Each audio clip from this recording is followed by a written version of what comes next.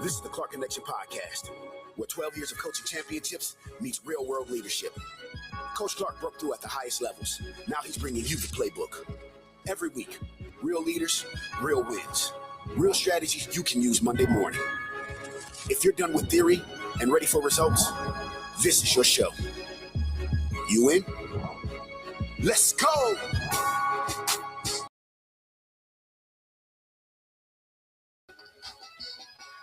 Awesome, and welcome to Ask the Coach Live. And let me ask you something before we get started. Have you ever felt like the more you grow, the more uncomfortable it gets with the people you love? Like you feel like if you're trying to level up, but in the back of your mind that there's this fear that the people around you are going to think, hey, that I think I'm better than them, or they're not going to support this version of me. And so this is the question that I got today, or I saw it today. I'm pretty sure it was sent a week or so back. And you can do the same thing. You can submit your questions via our Google form, or just get them to me about leadership and development. And this one says, my biggest fear on personal development is that the people I love won't support me because they think I'm too good for them. And so they asked, say, first, how do I stay humble and make sure that I don't give off the impression that by my words and actions that I'm better than them? And two, How do I help them understand my journey? And, you know, those are great questions. So let's go ahead and let's talk about it. Um, Sorry, I accidentally put my notes away. And so the first question that they ask us is, how do I stay humble without shrinking myself? How do I stay humble that without making them feel as if a lesser person? Okay. Um, and so one of the things that I'm going to tell you for starting out is worry about and focus what you can control. You can't worry about whatever it is that they're feeling, what they're thinking, etc., what they're doing. Like, you have to be focused on you or in the things you can control, your attitude and your actions. So I kind of have 5 points that I want to talk about with each of these. So first one, how do I stay humble without shrinking myself? So first, let your actions talk louder than your ambition. Okay. Now, and I'm going to talk about this as if it's from my point of view, because I totally understand what's going on in this person's head. As you start to work on and grow yourself, you will start to notice that the people around you, they may look at you different. So one thing I'll say under this, letting your actions talk louder than your ambitions, is don't announce every single move. Okay. That it's important to not announce every single move. Move in silence. Let your results speak for yourself. Okay. Oftentimes loud growth feels like ego. And so it feels like, how do I want to say it? Arrogance. Arrogance is probably the right word that I was looking for. So don't let your ego and your arrogance get the best of you. Okay, so let your actions speak louder than your ambition. Next, stay a servant.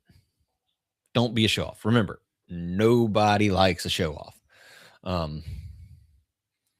So as a coach, as a leader, as an MX pastor, it's up to me to make sure that I don't make you feel uncomfortable. Okay. And that's your role as the leader that you don't make somebody feel uncomfortable. So ask yourself this question whenever as you're growing.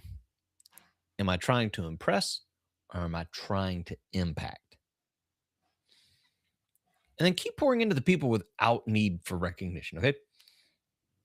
So you'll see people that as they go through, as they start to grow, that they start to, ooh, look at me. Stay servant, stay true to who you really are. You're just creating a better version of who you are. And as I always say, leadership is just a fancy word for chief server. Point number 3, under how do I stay humble around my friends? Keep your circle, but adjust your conversations. Okay. You people off just because you're growing. But you do need to elevate what you talk about. Okay. And so if all you do is correct people, you're going to come off as if you think that you are better than them. And that's not what you're trying to do. You just want to curtail some of those conversations that you're having so that you don't appear as if you're coming off better than them. 4th point under this, stay teachable. The fastest way to look arrogant is to act like you've arrived. Okay. Don't do that. People don't like it when you act like you're better than them. When you share, don't, and you got to, and this is where it's going to be a hard one. Like if you're sharing with a friend or a family member, like I just got feedback. I had a presentation today that I went and did. If I'm sharing this, like one of the feedback that they gave me was the lean into your football and sports analogies. It seemed like you were the most comfortable. So if I go around and talk about, hey, here's what I learned about the football analogies, and I should really be, and you should try that too. Well, no, that doesn't mean that.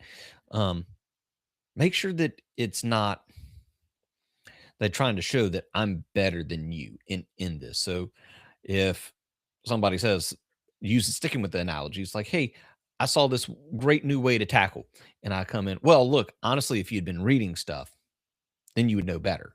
That because that's not the best way to tackle. This is the best way to tackle. But have a genuine conversation. You're not going to win anybody over that way. You know, ask them, why do you believe that's the best way to tackle?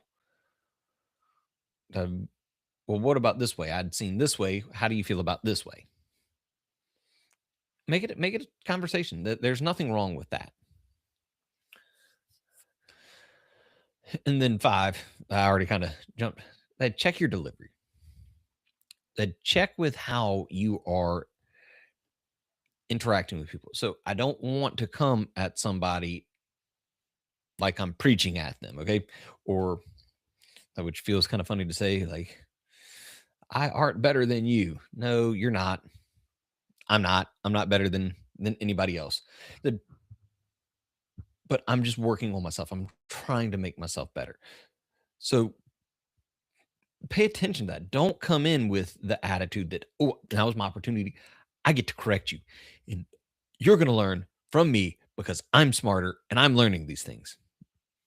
That's never a way to win anybody over. And if you're listening to this and just think at how I'm delivering that to you right now, are you really going through like, wow, I want to listen to what? Probably not. Probably not. All right.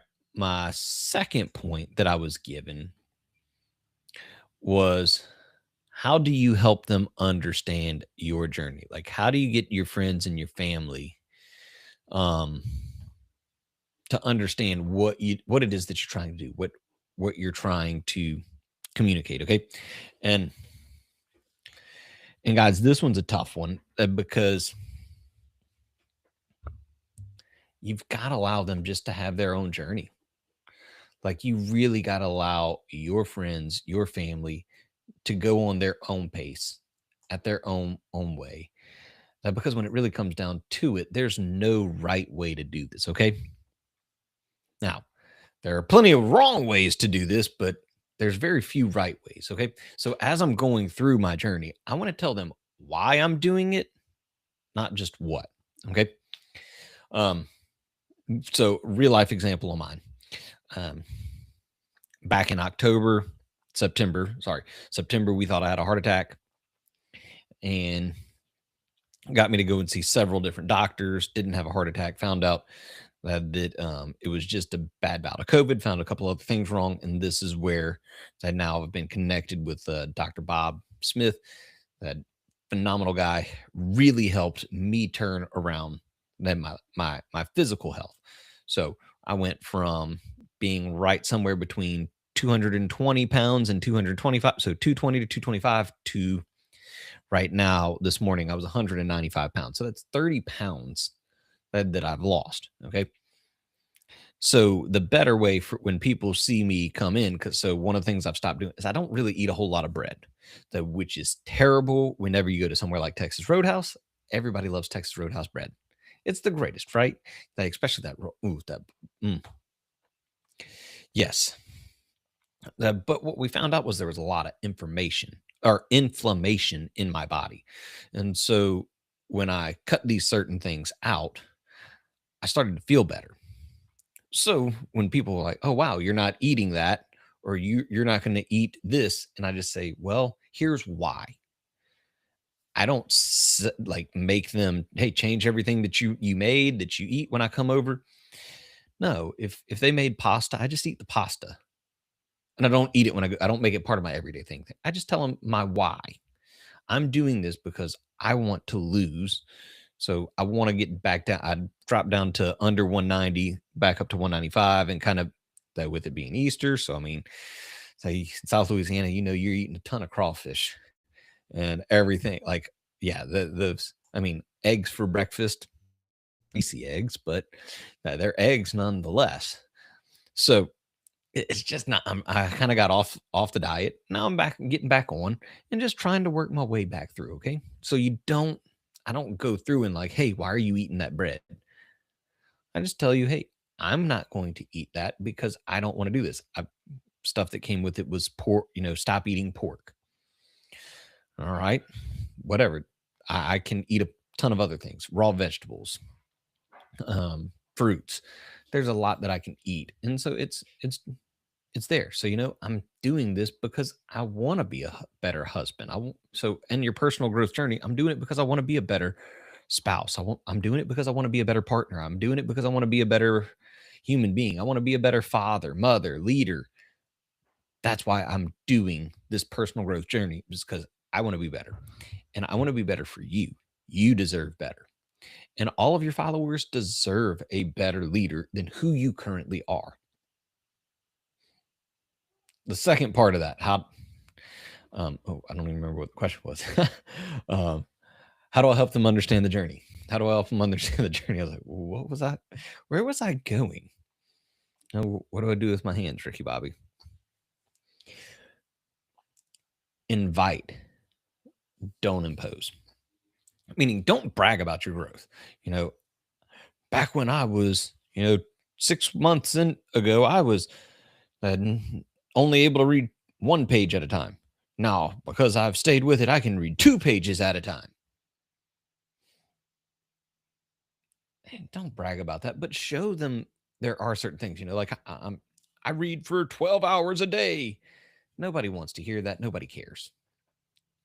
But extend the invite. Hey, I'm going to read. I don't even have it in here because I brought it into the living room to start reading it. I started reading the Let Them Theory.